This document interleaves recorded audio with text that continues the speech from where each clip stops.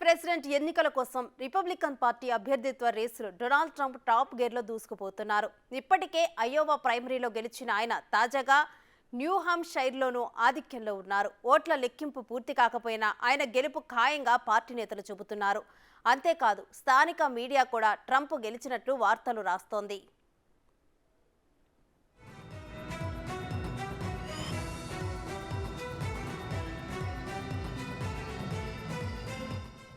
భారత సంతతికి చెందిన నిక్కీ హేలీ ట్రంప్కు గట్టి పోటీ ఇచ్చారు.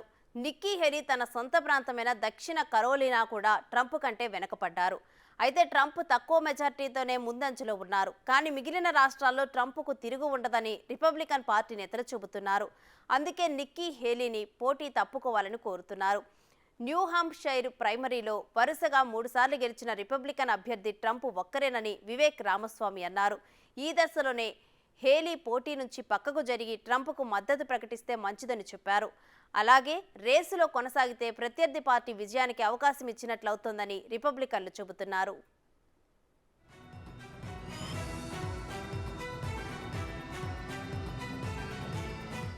ఇక నిక్కీ హేలీ మాత్రం ససేమిరా అంటున్నారు. పోటీ ఇంకా తొలి దశలోనే ఉందని, ఇంకా చాలా రాష్ట్రాల్లో ఎన్నికలు ఉన్నాయని నిక్కీ తెలిపారు. 14 మంది పోటీకి దిగితే చివరికి తాను మాత్రమే పోరాడుతున్నారని అన్నారు.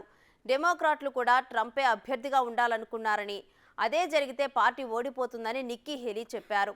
నిక్కీ మొండిగా వెళ్తున్న ట్రంప్ మాత్రమే అభ్యర్థి రేసులో చివరికి మిగులుతారని విశ్లేషణలు వినిపిస్తున్నాయి.